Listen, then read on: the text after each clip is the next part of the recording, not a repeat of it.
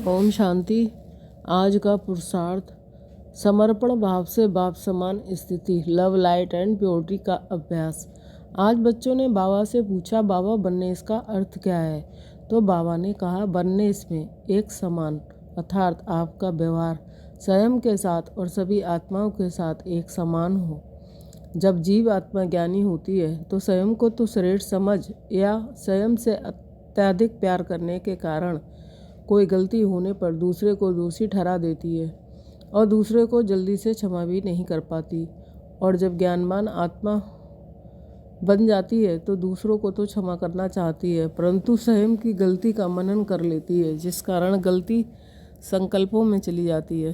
परंतु बच्चे 100% बैलेंस चाहिए, अर्थात कोई भी बात भी हो जाए तो उसे बाहर की समझ उसे झट से बाहर ही साफ कर अपनी स्थिति में स्थित हो जाना चाहिए, क्योंकि ये अंतिम समय तमो प्रधानता का चल रहा है, जहाँ गलती होना स्वाभाविक है।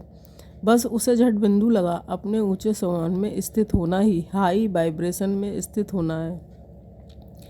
देखो बच्चे, बाबा परमपिता परमात्मा को इस दुनिया में अमीर गरीब सुंदर कुरूप तेरा मेरा कुछ दिखाई नहीं देता।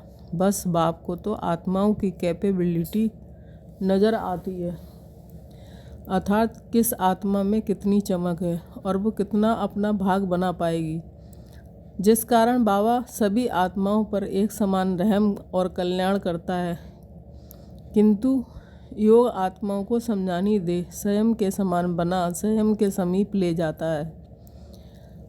अब आप बच्चों का भी बाप समान व्यवहार कहो, शुभ भावना शुभ कामना होनी चाहिए। बस बच्चे, अब तो आप बच्चे बाप समान 100% सीट पर सेट होने ही वाले हो और बाप को ही परिवर्तन भी नज़दीक ही दिख रहा है।